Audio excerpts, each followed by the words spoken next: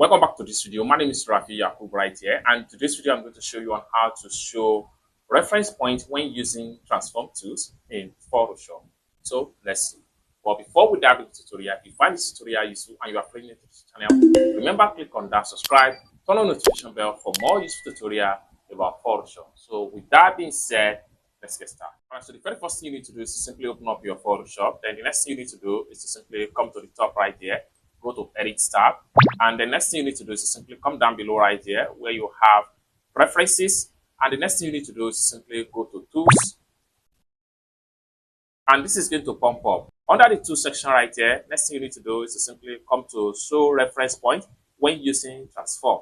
So click on that. Having select on that, you can come down below right here. You can decide which position you want your reference point to start. You can start your reference point from the left or right or bottom, anywhere, or you can put it never, but the best way is to put it on the top right or top left corner. Once you select the angle point of your transform, next thing you need to do is to simply come to the top right here, click on OK, and then you can restart your PC. And each time you are using your transform tool, by the time you press Ctrl T to open a transform tool, you are going to see a reference point for each time you want to use it. So for instance, if I open a Photoshop file right here,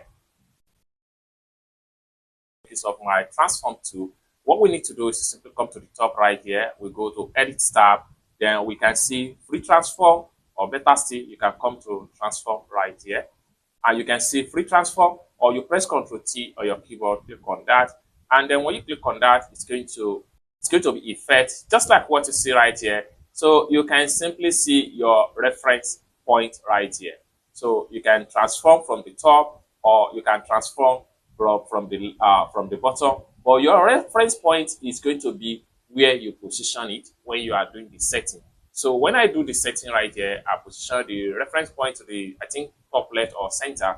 So it's as simple as that. So basically, this is how to simply enable your reference point for transform tools in Photoshop. I hope you really got value for this video. If you find this video useful, give this video a big like, and also remember to subscribe to the channel for more useful tutorials like this.